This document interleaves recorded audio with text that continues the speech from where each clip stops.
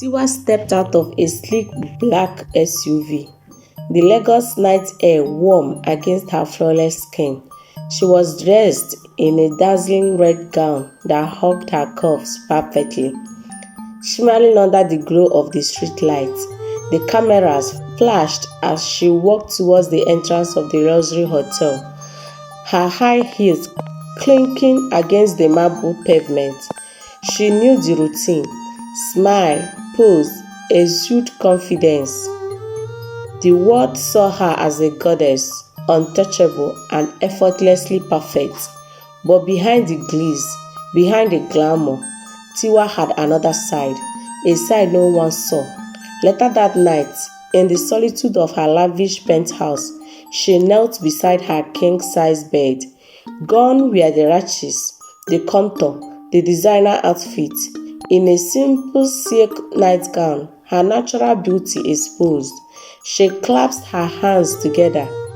Her voice, usually commanding in public, was now soft, filled with raw emotion. "God, am I on the right path?" she whispered. The silence answered her. Tiwa sipped a colorful cocktail at the upscale Lagos restaurant. Her best friend, Kiki, sitting across from her, eyes sparkling with excitement. "Tiwa, you won't believe who invited us to his yacht party this weekend," Kiki said, leaning in. Tiwa raised a brow. She already knew the answer: another billionaire, another extravagant event. This was the world she lived in, where status mattered more than substance. Later that night, Tiwa sat alone on her plush white leather couch, scrolling through her messages. The invitation was there: exclusive, VIP, and an opportunity most would kill for. Yet she hesitated. She could already picture the lavish setting, the endless champagne, the calculated flirtation. And yet, deep inside, something felt off. Years ago, Tiwa had been just another girl in a small town, sitting on a wooden stool in her mother's tiny tailor shop. The sound of the sewing machine filled the air as her mother worked tirelessly, stitching Akara fabrics to make ends meet. "Tiwa, you must remember this," her mother would say. "Your beauty will open doors, but your character will keep them open." At 18, she left for Lagos with a small suitcase and a big dreams. The city was overwhelming: bright billboards, crowded streets, promises of fame. She worked small jobs, attended auditions, fought for every opportunity, and she made it, at least on the surface. Tiwa stood before a full-length mirror, adjusting the diamond necklace around her neck. The crystal-studded evening gown fit like a dream, accentuating every curve. Yet her reflection revealed something else: uncertainty. A sleek black car waited outside. The billionaire's invitation still lingered in her mind. This was the world she had chosen, but was it the one she truly wanted? Just as she reached for her purse, her phone buzzed. A message from her mother: "My daughter, never forget where you came from. The world may celebrate your beauty, but God sees your soul." Tiwa exhaled. Slowly, she removed the necklace, unzipped the dress, and let it fall to the floor. That night, for the first time in years, she didn't step onto a red carpet. Instead, she sat on her balcony, staring at the city skyline, contemplating her next move. The next morning, Tiwa did something she hadn't done in years.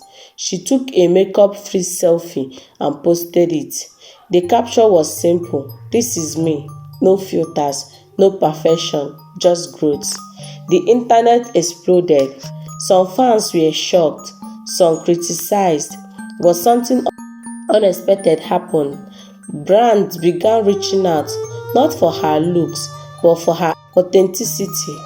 Women flooded her DMs, thanking her for showing her real self. At night, Tiwa prayed again, but this time her voice was steady. "God, I am ready to be who you called me to be."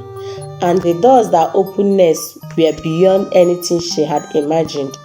Tiwa now stood on a stage, addressing a room full of women at an empowerment event.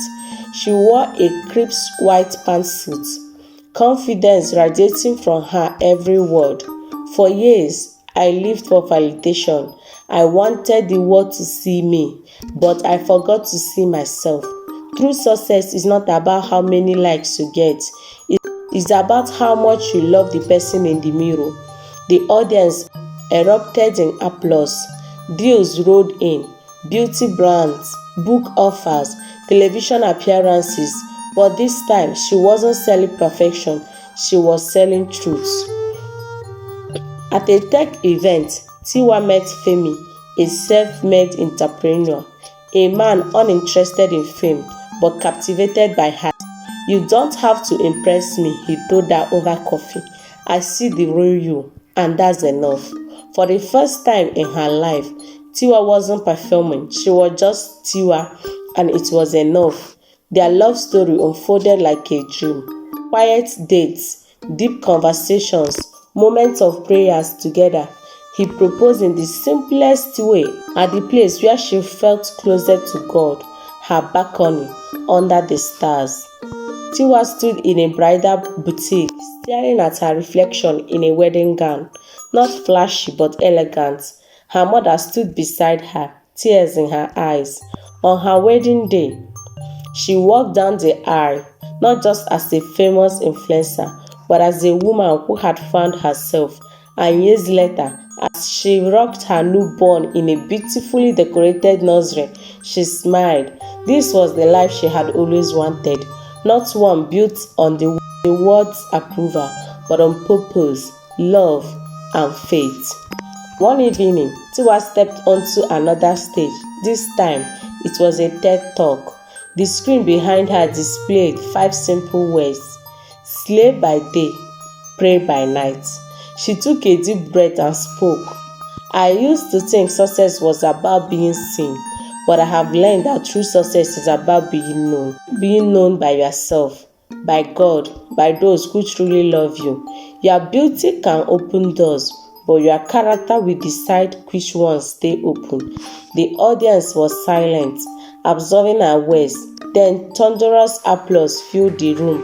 Tiwa had slayed, she had played, and in the end, she had won.